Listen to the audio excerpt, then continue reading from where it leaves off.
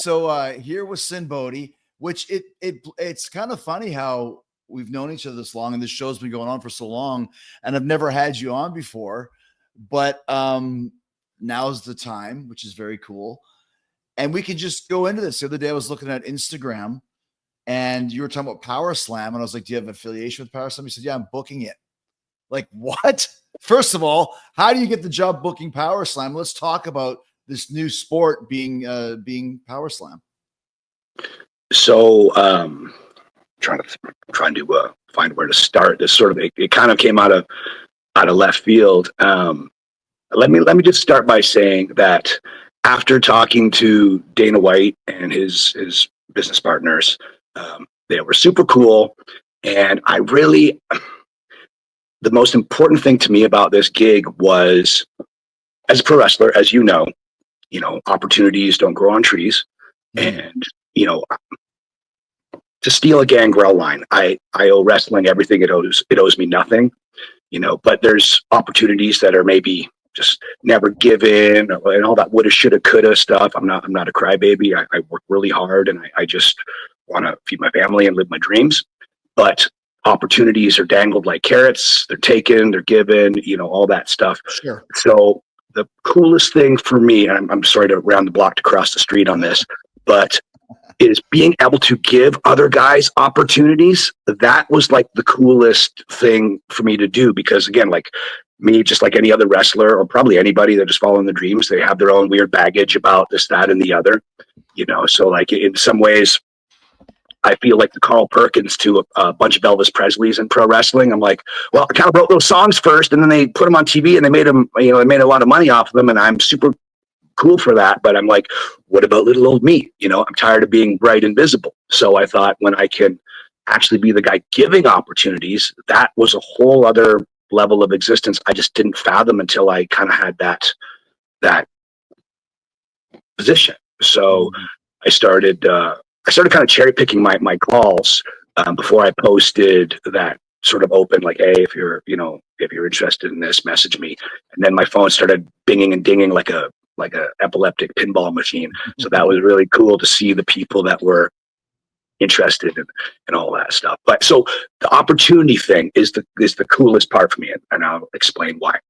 So again, I'm just a humble wrestler. I'm not Chuck Norris or anything. I don't pretend to be some tough guy or whatever, but like, I'm a red-blooded dude, And in wrestling, as you would know, sometimes you're in the ring with a guy that couldn't lace your boots, but you're there to make him look good or her look good or whatever the case is. And, some of the best wrestlers in the world maybe couldn't fight their way out of a wet paper bag. And some of the biggest, favor guys in the world are stone cold killers, and everything in between. So wrestling is such a collage of charades where you just don't know, like, it's so subjective art where like, who's the better actor, De Niro or Pesci?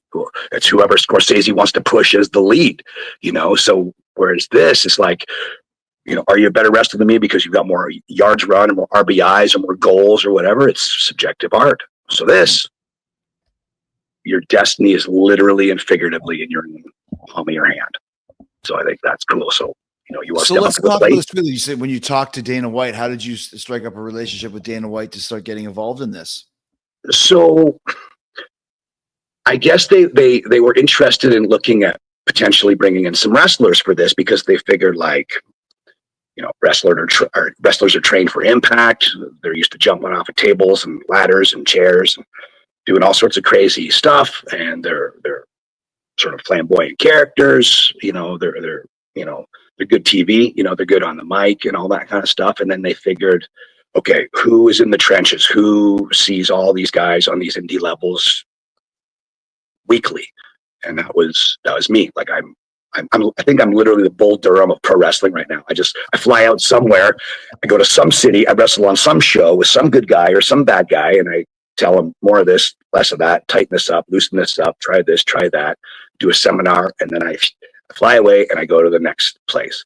So I guess they figured I was a reliable guy in the trenches. That is, I'm one of the boys for the boys. Mm-hmm. So I think they knew that I would actually care about the people I was bringing in, and I guess everywhere they turned to find somebody that was like that, I guess my name kept on popping up, and my wife works there, and she works for Dana White's partner. She's like her. Gotcha.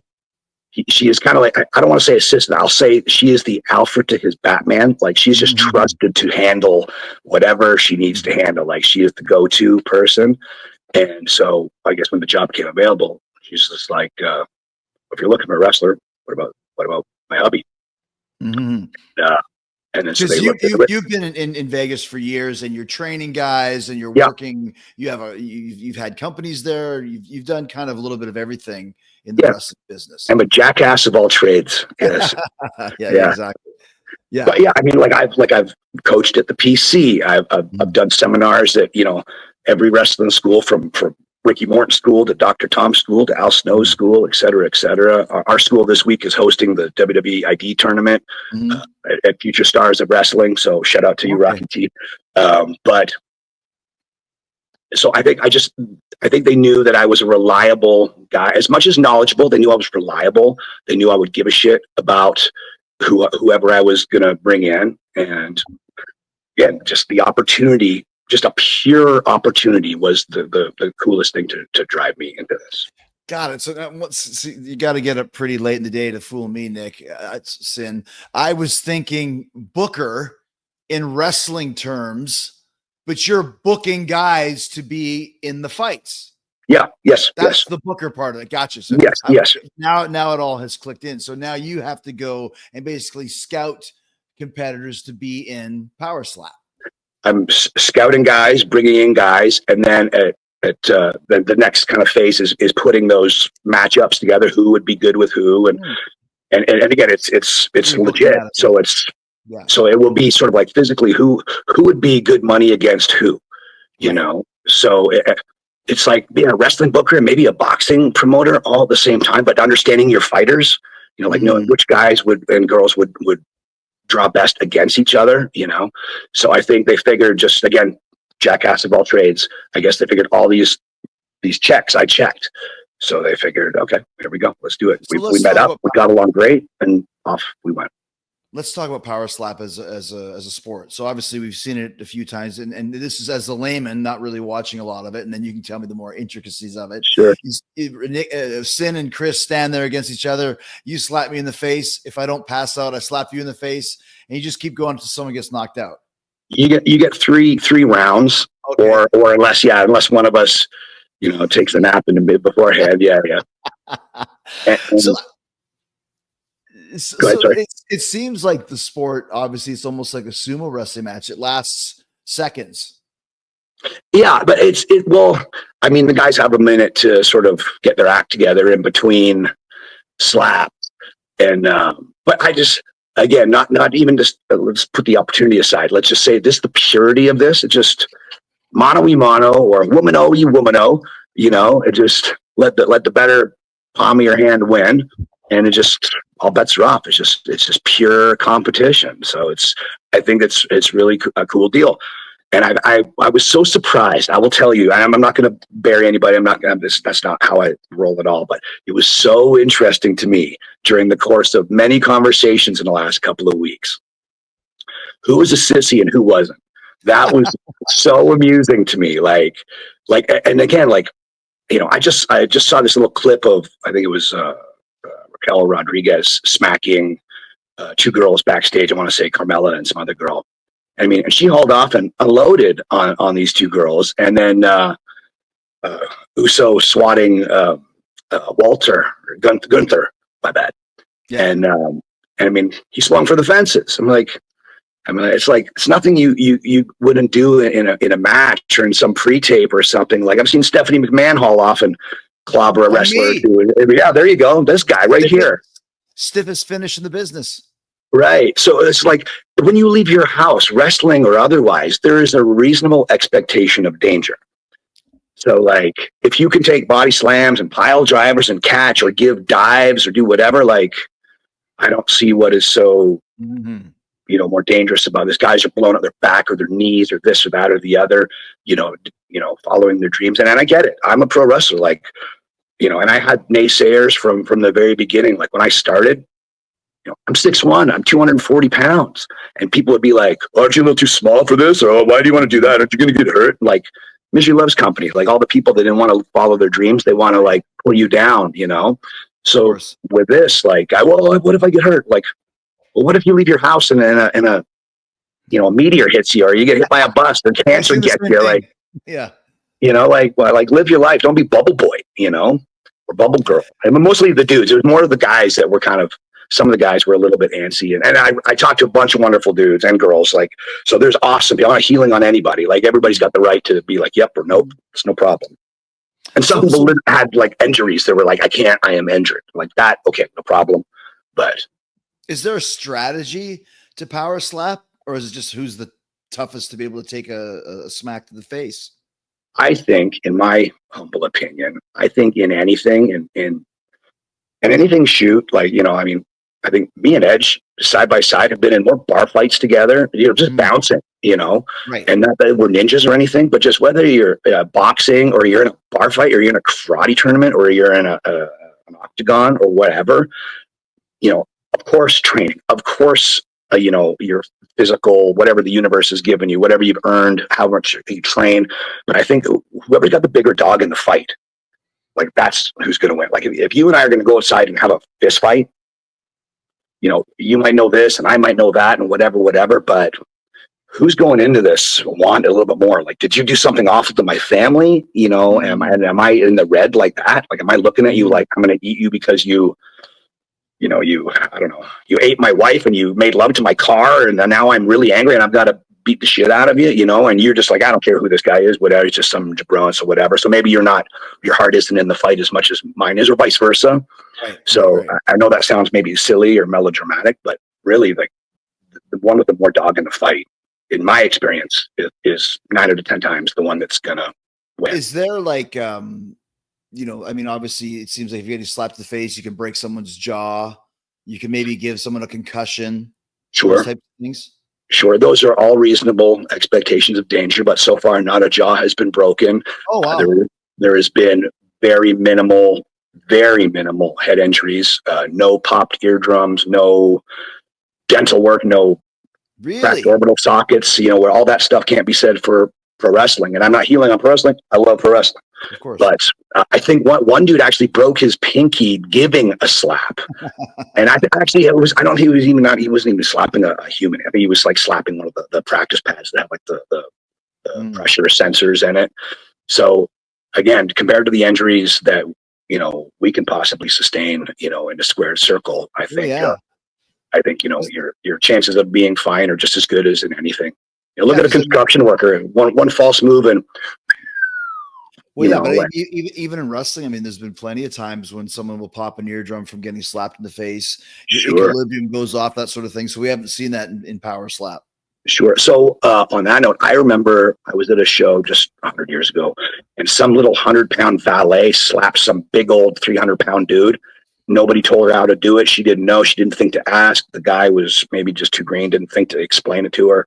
And she popped his eardrum, and he couldn't walk for like 3 or 4 months. Like, his equilibrium was shot. He just kept on falling down. So like, if I ever let somebody slap me in the ring, especially like whether it was valet or a dude, like I don't think I've ever been slapped by a dude, but just getting slapped by, some valet or something or whatever. I always like, I had the long hair for the most part. So I'd kind of flip my hair out of the way and I said, aim for the tattoo and just drag it across. Like, your fingers will drag, but like you'll make that, nice big across the neck. To me, that's a good working slap, because marks are never going to see the difference. They're not going to know, and they're going to hear the loud noise and they're going to go, "Ooh." But this is right across here. There's rules, there's do's and don'ts, where you can't palm and you can't do this, you can't do that, you can't go too high, you can't go too low. So it's right in that sweet spot right there. They're very meticulous. Flat hand, right in the sweet spot. Yeah, you can't cup and you can't palm. You have to go flat. You have to give a person the number of kind of like wind up swings that you want to do. If you want to go on 1, 2, or 3, so you literally wind up to the person and you get kind of right there. So here it comes. Yeah. Yeah. So you don't just go ding, ding, ding, wow. Like you give each guy and girl a sporting chance to defend. Incoming, defend. So, or brace is maybe a better way to think about it. Brace how you want to brace. But yeah, that's it's going right there. Like not how you would maybe. I mean, I don't know how some wrestlers have done it. I don't know. Again, you said you've been clobbered by Stephanie McMahon. An untrained Stephanie McMahon is different from you or I slapping each other, right? Sure. And like for me, in a pro wrestling ring, like I do some crazy stuff, but I pride myself. My ego starts and stops with my safety. Like, yeah, I'm a pretty creative guy. Yeah, I'm a pretty outlandish guy, and I think what I think, and this, that, and the other, but where my ego would kind of blow up, be like, I will never hurt you in a match. I'm never going to be like, oh, sorry, bro, what you said, I was at, I need to get my shit. Like, I will keep you safe. I am so prideful of that. Like when I grew up, I was a martial arts kid. My dad was like a ranked fighter. So I was growing up and run around tournaments with, run around with Chuck Norris and stuff like that as a little kid, So I was just taught that Miyagi-Do side of karate, not the Cobra Kai side of karate. Like use it to be kind and strong, be a warrior in a garden, not a gardener in a war, And so if you and I are going to get down in a wrestling ring, yeah, I want the fans to get their money's worth. They're hardworking people. They paid their good money. They're going to get a step away from reality, and they're going to watch the good guy and the bad guy get down.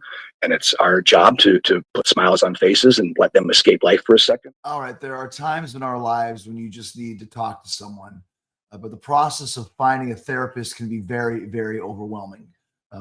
Between the long wait lists, confusing insurance stuff, and not knowing who'd actually be a good fit, it's just easy to want to give up. That's why I really appreciate what Rula is doing. Rula makes it so much easier to get the help that you need. They connect you with licensed in-network therapists, and most people pay as little as $15 per session. Wow, that's therapy that's actually affordable.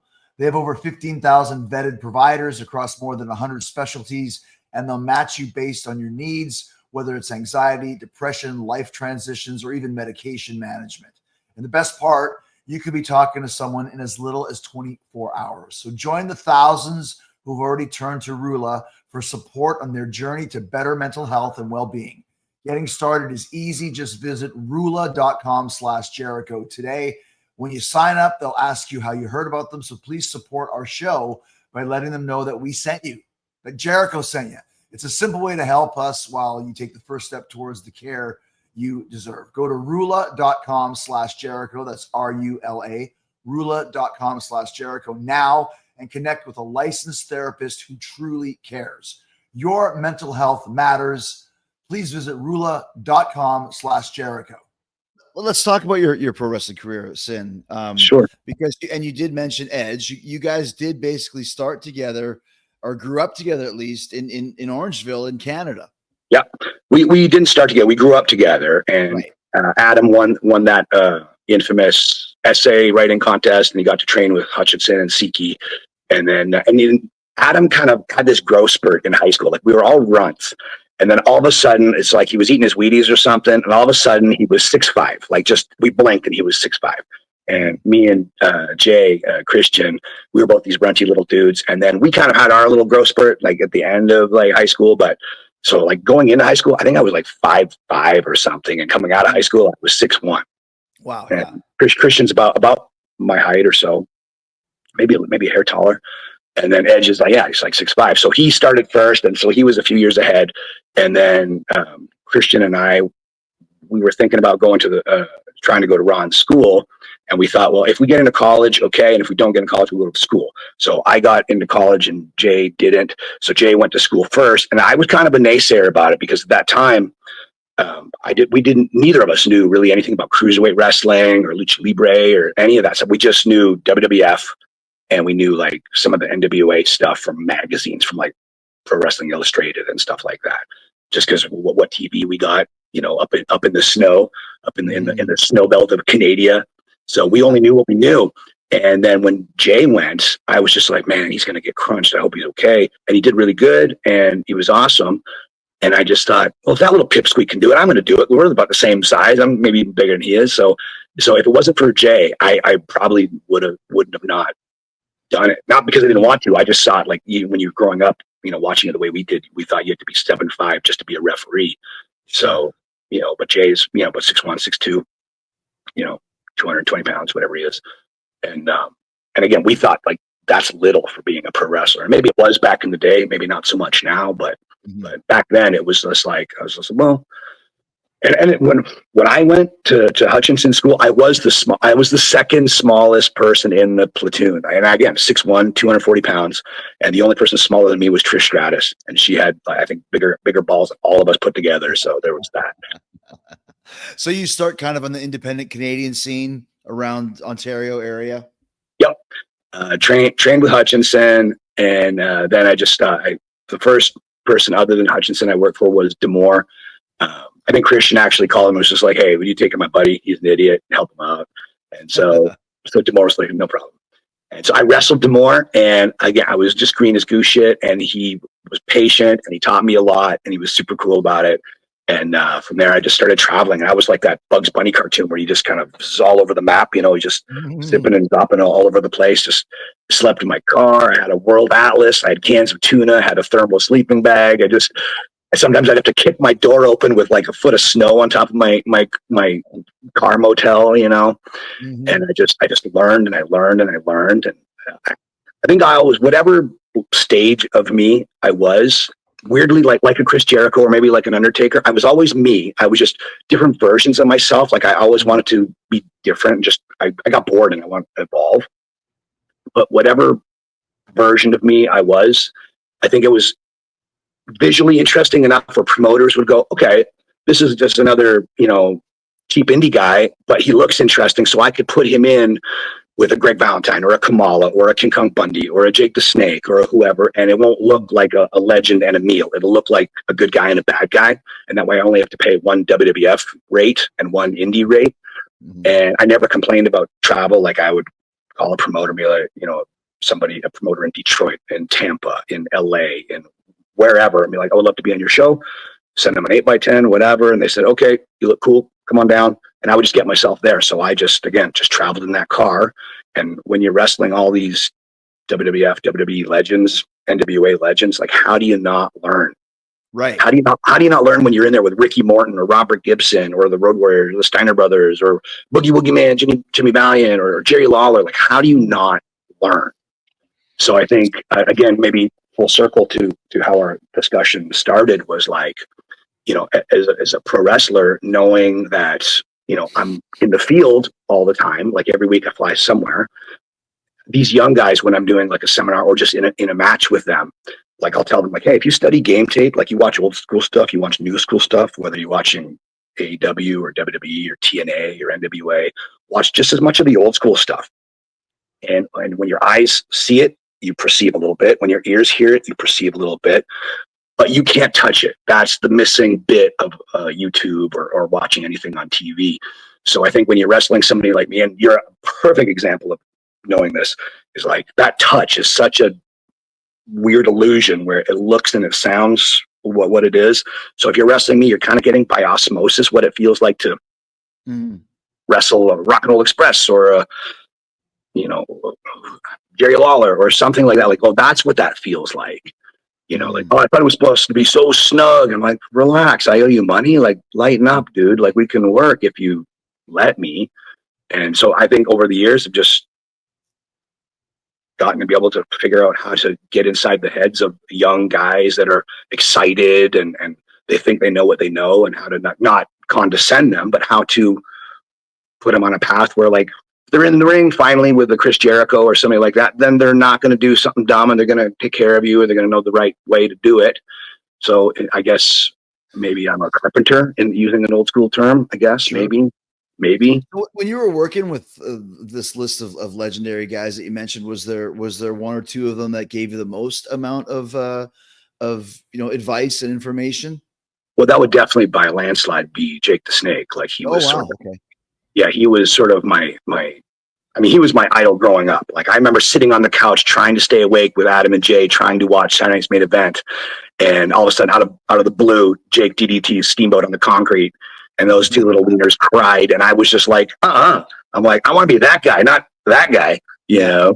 Yeah. And I was just hooked. I had to know everything about this dude. Like, you know, the Road Warriors were scary, or the Samoans were scary, but Jake was the one in my mind's eye as a child. I was just like, where does this guy go when he's not wrestling? What does he do? Why does he have that snake? What does DDT mean? Like I never cared why you call it a clothesline or a body slam a body slam. Like, what does DDT stand for? What cryptic weird thing? Like why Goodnight Irene? Like, somebody kill a hooker named Irene? Like, why do they call it like that? You know, I wanted to know all the backstory stuff. And so eventually I wrestled Jake for the first time in England, and we did not get along. The very first time we wrestled, like, I was super irritated with him. And I knew, like, people like, well, be careful, you know, you want to meet him, be careful, don't be careful what you wish for and all that stuff. And sure enough, I think he just knew that I was a big mark. And so he was a total shit. He might have been a different Jake back then too. And I think so. In his cups, shall we say. I think so. And weirdly, like, and I was, speaking of getting smacked, so I was concussed 2 days before I was going to wrestle Jake. I was wrestling Nigel McGuinness, and we were going to do some sort of like Alabama slam off the out of the turnbuckle, which is something I would always take, and I would Iggy the guy and be like, hey, when I give you the then I'm good to go. And so for some reason, I don't know why I didn't, or I don't know why. It was my fault. Certainly not Nigel's fault. He's a great guy. And he bumped me when I was my hand wasn't in the right way, and I just went boom, and I was out. Like, I was out. And Joe Legend went sliding in the ring to check on me, and they thought I was ribbing because they said I was snoring. And so I woke up literally in these like skimpy red snakeskin spiderweb see-through Brutus Beefcake-esque tights and eyeliner in a British ambulance. Like, all I could hear was like, wee you, wee you, wee you. And I'm like, yeah. I was just like, what's going on? And they discharged me or whatever after, some tests and this and that, when they realized maybe it wasn't quite time for me to amputate from the neck up, but like, they're like, all right, you're fine, you get out of here. You're concussed, so don't wrestle for a couple of weeks. And I totally kayfabed the promoter because I was not going to miss my chance to wrestle Jake the Snake. So I remember walking into that hospital. I can't remember what I ate for breakfast, but I remember this to a T. I walked into the lobby of this hospital in Liverpool, I want to say. And again, I'm in like these skimpy, weird disco Brutus Beefcake tights, and eyeliner and long hair and all this stuff. And everybody's just looking at me like a space alien. And this little boy walks up to me and it's just like, are you a wrestler? And I said, yes, sir. He goes, did you fight tonight? And I said, yes, sir. He goes, did you win then? And I just took a breath and I was just like, not tonight. And everybody started giggling. Everybody, like, around. The kid didn't get it. Everybody else in the room got it. The kid did not get it. He was like, all right, all right then, jobber. He looked at me like, get out of here then, And so, yeah, there you go. So you're getting all this experience once again, and you're getting a chance to go to England, which is huge, and going all around, kind of, Adam and Jay are in WWE at this point. Yeah. Your goal was to get to the WWE as well, I'm assuming. Yep. So Adam, he finagled me a dark match. And before I tell you this story, Dr. Tom would say this before, and I've stolen this line many times. He's like, I make a good coach because I've made every mistake in the book. So that's why I think, like, again, coming full circle to this PowerSlap, whether it was, guest coaching at the PC or doing seminars or whatever, I've made my share of mistakes. So if that can be a good learning curve for young wrestlers, guys and girls, then great. So Adam hooks me up with a potential dark match. So I'm so green, I don't know how over my head I am. So I'm like, yeah, of course I want to do this. Of course. I didn't have 50 matches under my belt. Like, I was new. And I was wrestling. I was gonna wrestle Christian, and which, I mean, he could have led a broomstick, and he's, right. I'd like to think if he could lead a broomstick, maybe he could lead me, maybe. Yeah. And weirdly, up until that point, I was kind of calling more of my matches than not. Like, usually, as you would know, like, you start and you just listen, you shut up and you listen. Yeah. Right. Hutchinson taught us like that. He's like, you're going to start as babyface, you're going to shut up, you're going to listen, and da-da-da-da-da. And the next thing you know, he goes, oh, you're going to start as a heel because I don't have enough heels, so get ready to call and do all that stuff. So I was calling more of my matches, and I wrestled, so I was going to wrestle Christian. So On the same night, Sylvain Grenier was getting a tryout match. So Pat Patterson wanted to make sure that he had a good dance partner. So he put him with Jay and not me. Right. And then so I get my buddy, Flesh Gordon, who is a super nice dude, super great dude. Right.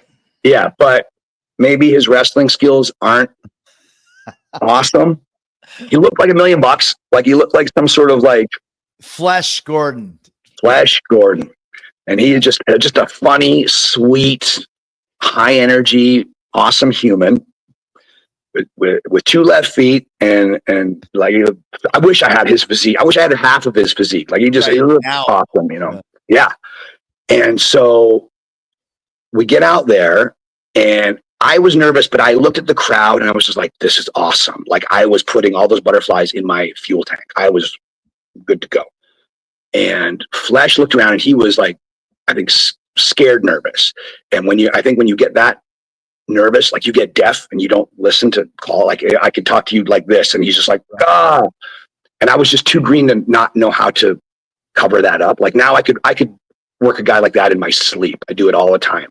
Like I could move a 280-pound guy around in the ring, get him to do exactly what I want without even thinking about it. But that stage of the game, I was just this young green dummy. I didn't know much more than he did. And I didn't have the experience level to guide him. Right. And it's totally 50-50. Like it's not his fault. It was our fault. And I want to say we had about the shittiest dark match in the galaxy of infinity of all everness. So that was a massive learning curve. And I didn't see it until literally, like, I think like just like this year it popped up somewhere. And I had so many dudes like Wolfie D called me up. He's like, bro, what's up with this match? You know, different guys like, bro. Was it as bad as you remembered it being? Because I think I remember watching it going, it wasn't that bad. It took me like I would have liked to have seen it just so I could have analyzed it, but I didn't get my hands on it until somebody put it online. So it's out there somewhere. Yeah. And I watched it and I thought, yeah, it's that bad. Yeah, it was the shits. It was the drizzling, runny, corny, poopy shits. So yeah. So there was some good ideas, but how we executed it, how we linked it together, how I tried to get him on track, that was all abysmal. What happens when you get to the back after that match? Who are you talking to? Johnny Ace was just like, that didn't help your career, Eddie. And Edge was just like, get the fuck out of here. Good, just get in your fucking car and just get out of sight. Let him forget this night ever fucking happened. Right. So there was that. What do you do after that? Now here you are, a young guy, and you've been working around. Like you said, you're going to work in England, which is no easy thing to do. Sure. You get your big shot. The match does not work out. Get the fuck out of here. That didn't help your career. How do you rebound from that? I licked my wounds by myself where nobody could see. Like I had my girlfriend there at the time. I just was like, put her in a hotel room, and I just fucked off. I just was like, I gotta be by myself a little bit. I'm gonna just be upset for a minute, and then I got mad, and I got mad at myself, and then I thought, I'm not ever gonna be in a good mood again until I figure out everything there is to figure out about pro wrestling. And I just hell bent, decided to be a student of the game, and I thought, you know, like, what's the old cliche, the old adage, like, it's not how many times you get knocked down, it's how many times you get back up. Yeah. Like, I've been doing this for over a quarter of a century. I bought a house on independent wrestling money. You know, I'm proud to have my fingerprints on a ton of guys and girls that are at every major company, you know, so learning has been the thing, you know, for me, you know, whether I want to or not. And I'm not knocking anything. Like, I'm just like, it took me a long time to realize the journey was the thing, you know, like wrestling MVP in SmackDown, and we wrestled each other 1,000 times on live events before we ever wrestled on SmackDown. He came and did a seminar at my school, and he just said something, and it took me 100 years to think about it. And when he said it at my school, I was just like, son of a gun. It just was one of those like light bulb moments where it was just like, enjoy the journey, not the destination. And I thought, how many fun adventures did I have and didn't appreciate because I was thinking about what next? Where do I got to go next? What do I got to do next? So these days, I really take my time and just enjoy what I'm doing. You know, if I get to Wisconsin, I go to Michigan, I go to Florida, I go wherever. I try to soak up something local. I try to enjoy it as much as being in the ring. Then whoever I'm in the ring with, good, bad, or indifferent, enjoy it. I hopefully leave them better than I found them. Hopefully they left me better than they found me. Hopefully I learned something, even if it's somebody in their first couple of matches. And I just learning to enjoy life and enjoy, like we chose to do such a crazy dream, right? So why not take a minute to be crazy enough to enjoy that? Like, I know that might sound, that sounds trite or cliche or whatever, but it's true. You know, like I'm a big animal guy. Like me and my wife, we have a small little ranch on the edge of Death Valley, about an hour out of Vegas. And in all of my crazy pro wrestling adventures, nothing has brought me peace than walk outside in my backyard, surrounded by goats, chickens, ducks, turkeys. I have a midget steer in my backyard. I have a giant tortoise that's about the size of a lawnmower, all surrounded by mountains, snow-capped mountains, and a giant wrestling ring. Like I have chicken runs and chicken coops and turkey runs and stuff all around my ring. So it looks like Dr. Doolittle's wrestling promotion. And I'll sit there and pet turkey after chicken, after duck, after cat, after dog. And it is the most peaceful thing ever. And like, as much as I love being in a wrestling ring, and as much as I love this opportunity about giving people opportunities at PowerSlap, like the critters, there's nothing more cool for me in the galaxy. So just learning what to enjoy, learning how to enjoy stuff. Well, let's move back here a bit, Sinn. When you mentioned that you wrestled MVP on SmackDown, so, and we know you made a return to WWE after you had this match with Flesh Gordon. Then you do end up in WWE. Tell us this whole story, and of course, one of the most unique characters ever in Kizarny. Potentially. So I weirdly to jump ahead of that, when I would wrestle as me after that, like more than the Sinn Bodhi mode of stuff, even when I look like Kizarny. Guys are like, why didn't you do that on TV? I'm like, I wasn't allowed to do that on TV. Like I'm on this indie show doing what I want to do. I was there. I wasn't allowed. Not making any excuses, but like I'm just a good little soldier, just doing what I'm told. Yeah. So I get there.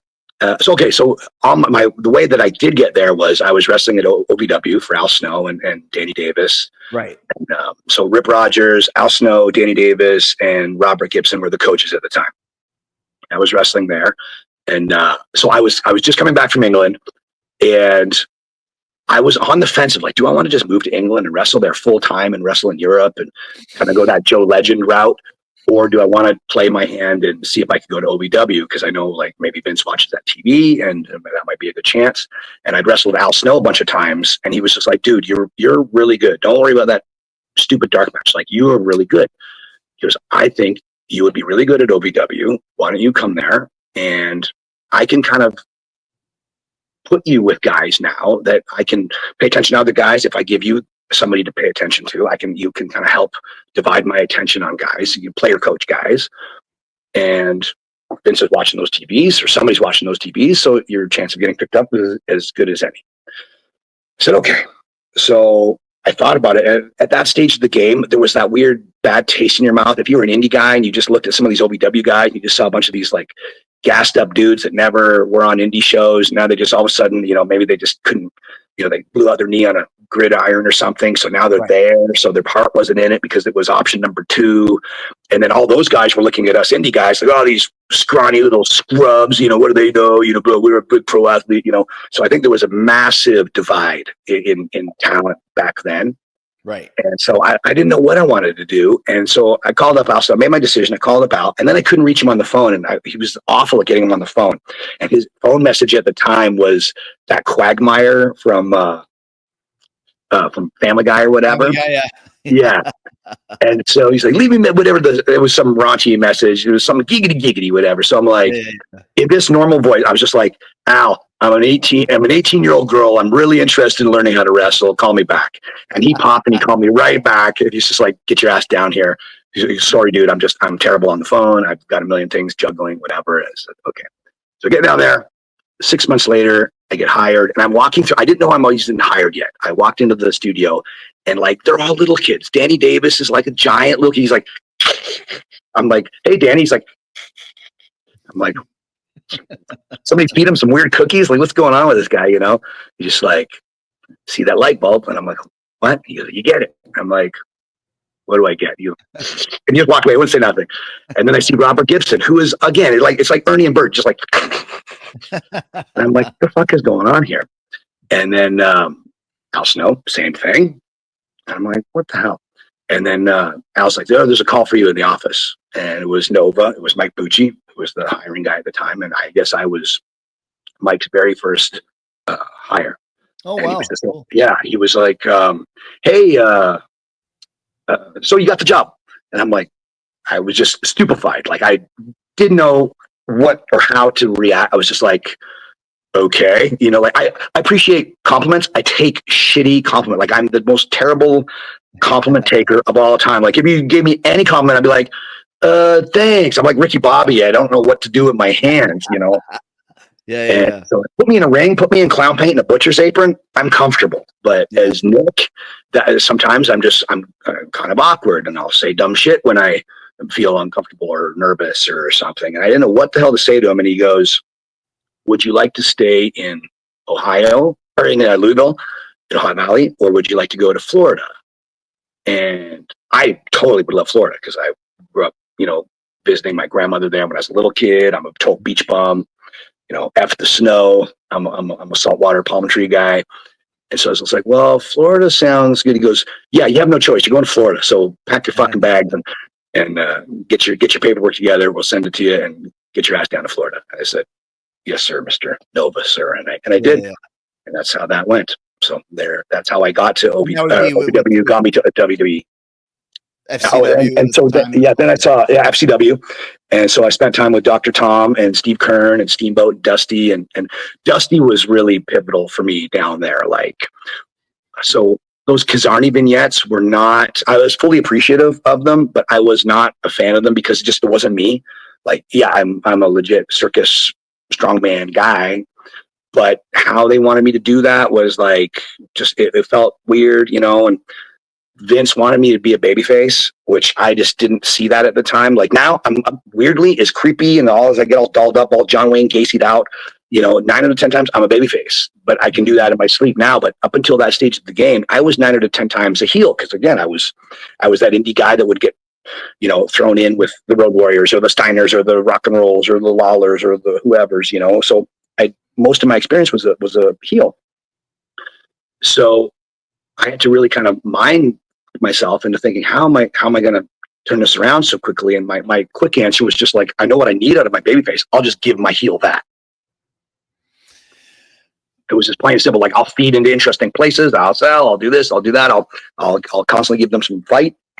Won't lay down and just sell and die because who wants to see a corpse get kicked for 5 minutes? Like, got to get up and fight. And just, when I was a heel in FCW, so I think I was a fun heel. So I think I'll just do the same thing. I'll just put my stuff in the shine and in the comeback as opposed to the heat. But how did the character of Kizarny get suggested to you?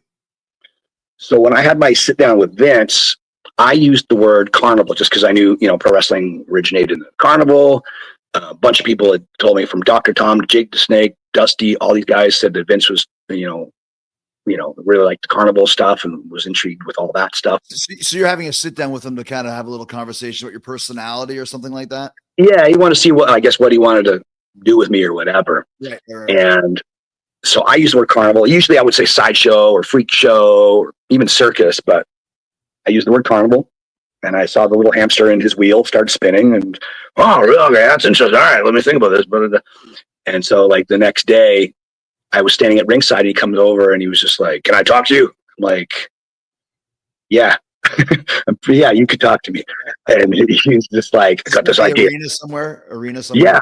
Right. Yeah. Ringside. It was so our sit down was at like, I want to say it was like an Unforgiven or some pay-per-view somewhere. So the next day on like Raw, I'm standing around the ringside. We were in and out wrestling, like just training or whatever. And Vince walks over and he's just like, can I talk to you? I was like, of course. Yes, sir. And he goes, I've got this great idea. He goes, you're a carnival guy. I'm like, I am aware. And he goes, you're going to be Kizarny. It's carny for carny. You get it? And I go, yes, I get it.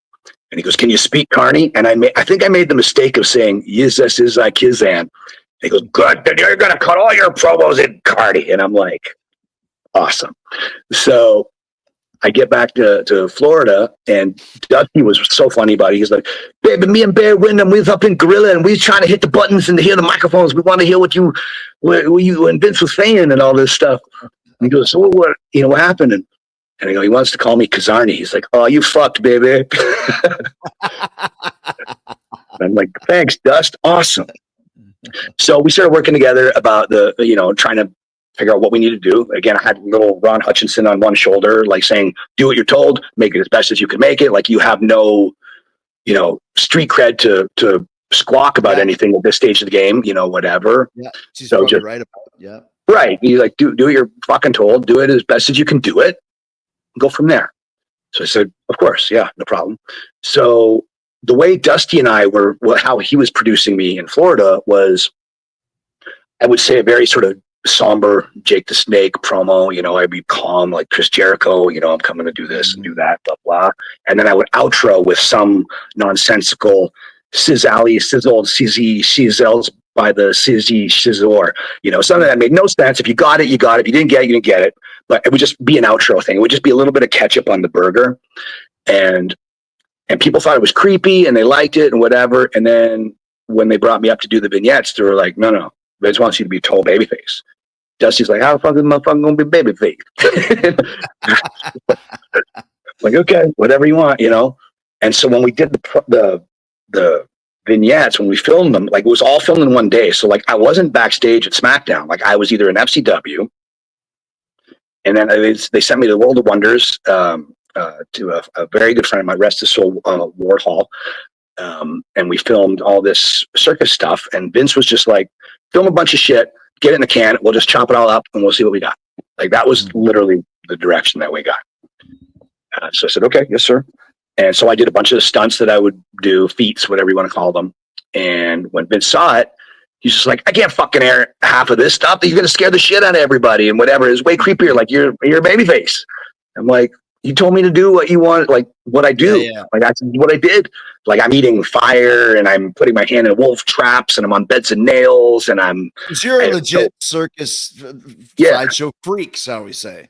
Yeah. Geek magician, strongman, sideshow freak. Yeah, it's like worker, wrestler, sports entertainer. Just different money, bucks, dollars, De Niro. It's all just different words, same thing. Yeah. And so, like, they only aired a couple of things, like just a couple of things that I did, and then they put other sideshow people that were doing a little bit more easier to digest, like things that the kids, I think, would find more colorful, juggling or something. Yeah. Yeah, and then I have to pop up and be like, "Look at that cool guy doing this cool thing. I'm Kizarny." So I'm taking credit for other guys' stuff. So that's not entirely being a good babyface. And then he wanted me just to speak in this carny gibberish, which is irritating. So, like, being irritating isn't the stuff of a good babyface. Even Kizarny knows that, So, like, and then too. So here was the other. This is for my what little ego I have. This is the part that hurt the most for me. Where, like, the director, he was really sweet, really nice guy, but he was just like, "You sound too heelish. You have to like higher your octave. You're a musician. I don't know anything about an octave. I couldn't musically. I could draw you as you are in my sleep. I couldn't musically draw a straight line. I know nothing of music. Like, my daughter is a musician. My wife is a musician. I know nothing about the music." Okay, but he's like, "Your octave is too gruff or whatever. You sound too much of a heel."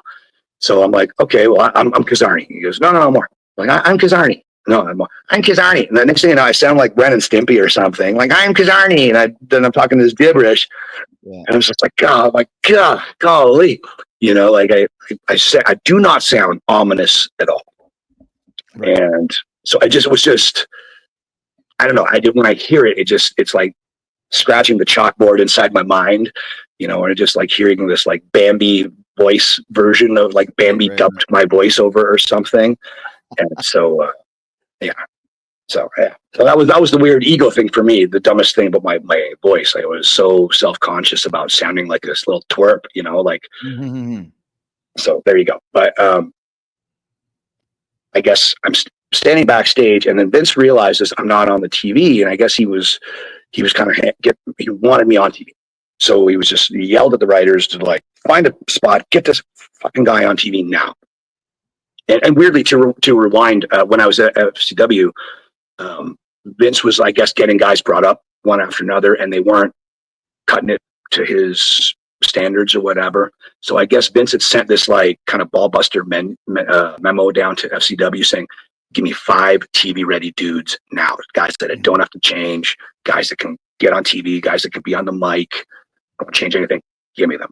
So between Doc and Kern, I think I was the number 1 pick.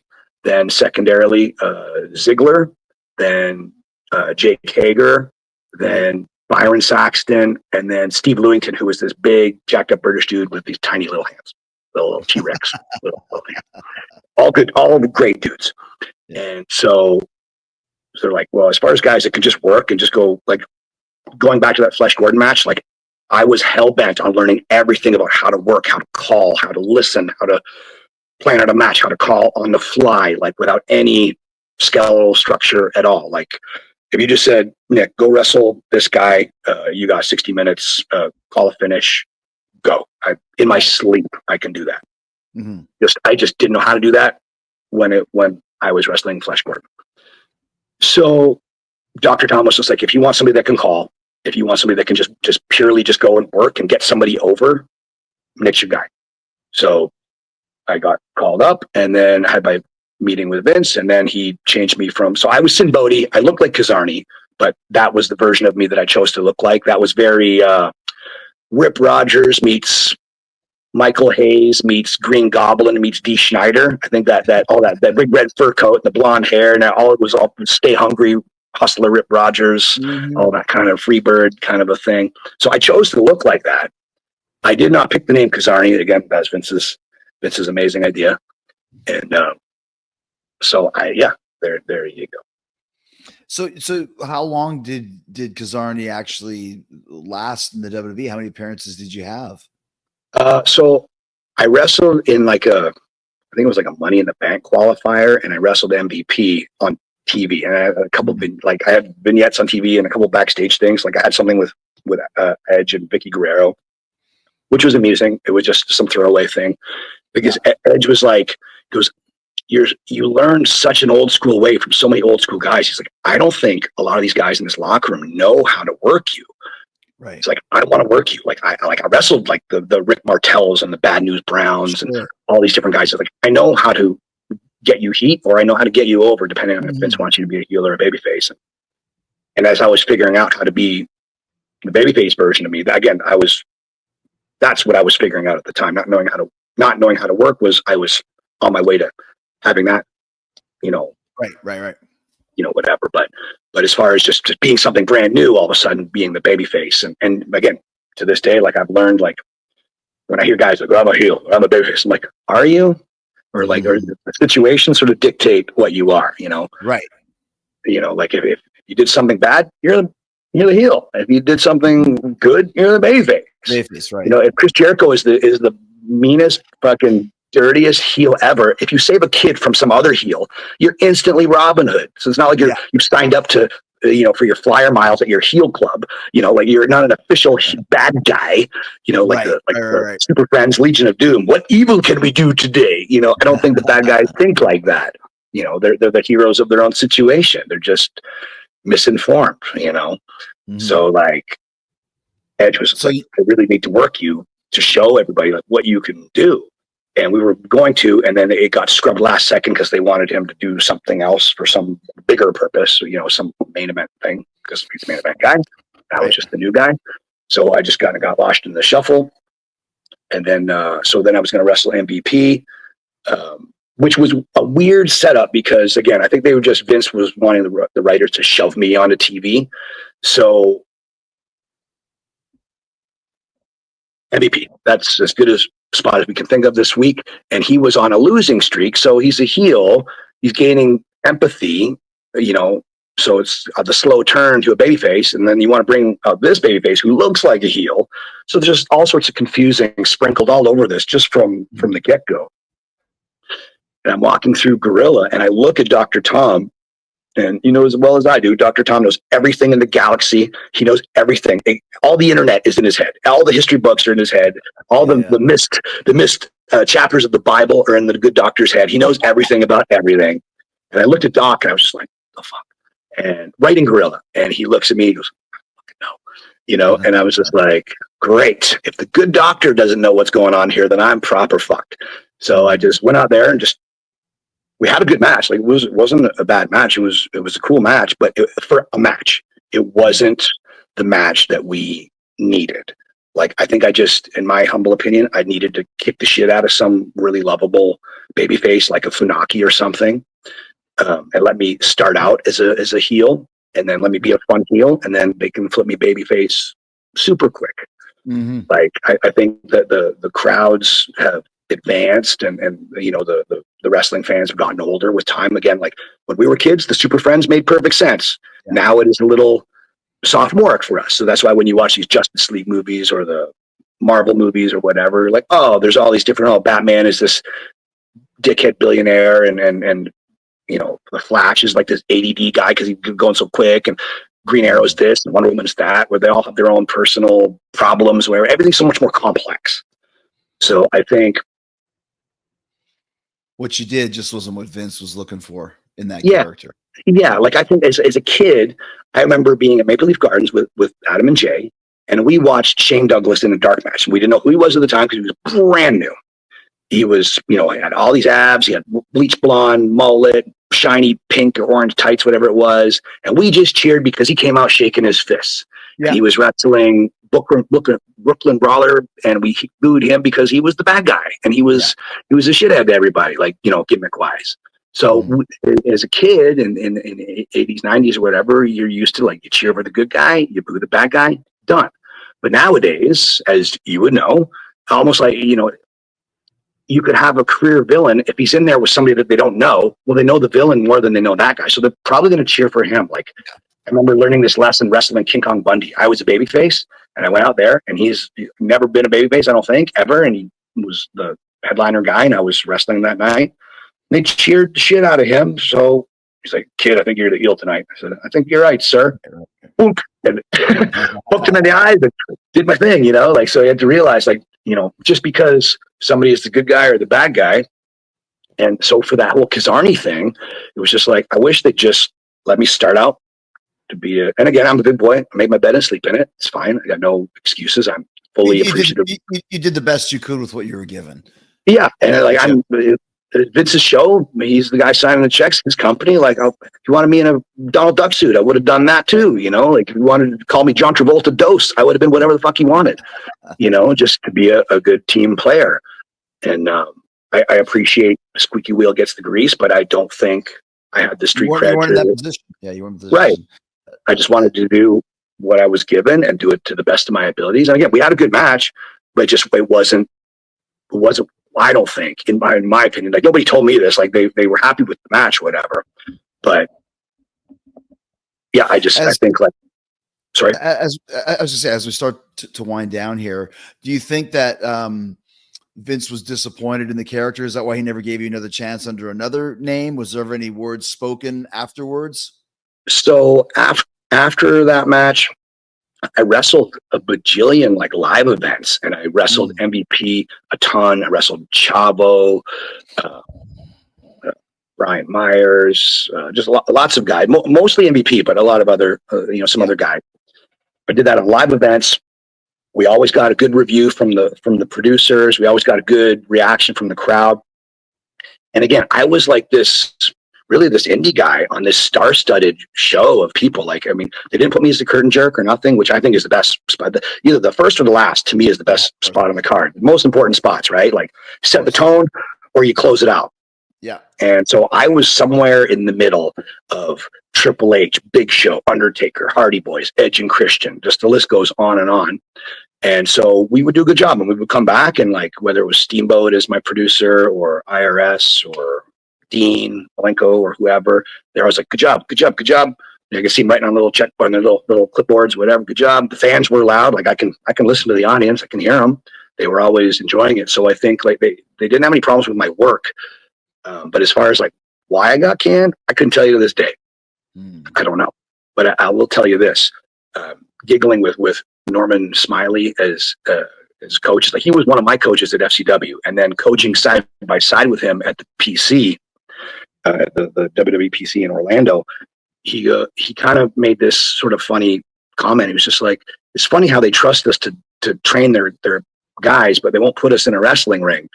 And I thought, yes, that tells you everything about pro wrestling. It makes no sense and all the sense, and no sense and still all the sense. Like it's a crazy drunk uncle. You can't make any sense of it. You know, it just pro wrestling is bonkers. So it is just enjoy the ride. Just enjoy what it gives you. You know, and so that to pull back all the way to the PowerSlap thing, it's just like these opportunities are pure, and every opportunity. Like I love pro wrestling, and I'm not knocking any company. I'm not knocking WWE. I'm not knocking anybody. I think it's awesome. I love WWE. How can you not? I was a childhood fan.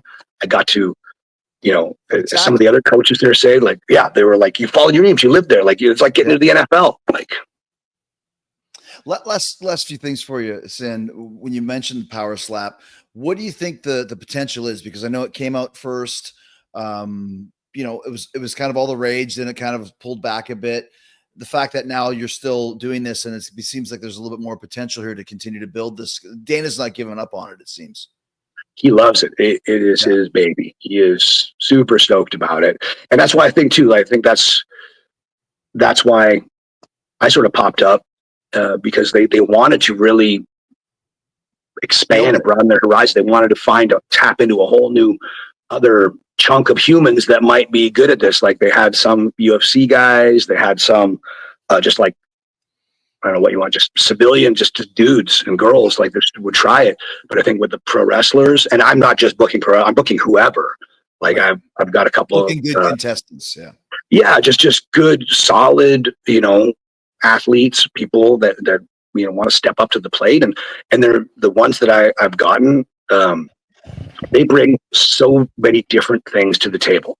Like some guys are just like, I just want to feed my family. And like the payday is ridiculous. Like if you're an indie wrestler and you don't jump on this, like you're going to make more in one night than you are in a year of being an indie wrestler. Right. So there's that. And then combo that with like, you know, with UFC and WWE being under the Endeavor umbrella. Yeah. You don't know what kind of lateral opportunities there are. Like, you know, plus Hollywood's eyes are on you. Like, I mean, at that PowerSlap, you know, there's going to be everybody from Joe Rogan there. Like Rey Mysterio is one of them. Like they send WWE talent. There's WWE office. There's the biggest eyeballs in the world. So like 9 out of 10 indie guys and girls are not going to get the opportunity that they may or may not deserve. So this is a big boy, big girl opportunity. And if they're scared about getting smacked, then maybe that's okay, no problem. Nobody's holding it. Yeah, exactly. Yeah, nobody's holding a gun to your head. But I mean, for me, like I don't know if this is, I'm trying to be melodramatic, but just as a red-blooded dude and a husband and a father, like I would fight alligators and fucking ninjas, or if it meant feeding my family, you know, like. So whether it's a pile driver or a slap to the face, I'm going to do what it takes to feed my family. You know, and so I think all the guys and girls that I've gotten on my to quote Chris Jericho on my list, put them on the list. You know, speaking of, I've got my Chris Bay t-shirt on. I could not find my stupid idiot shirt. I was so annoyed with I was calling myself a stupid idiot. I'm like, where's my stupid idiot shirt? I want my. You know. But last question for you, man. What's your favorite match you've ever had? Is the one that stands out for you? Oh boy.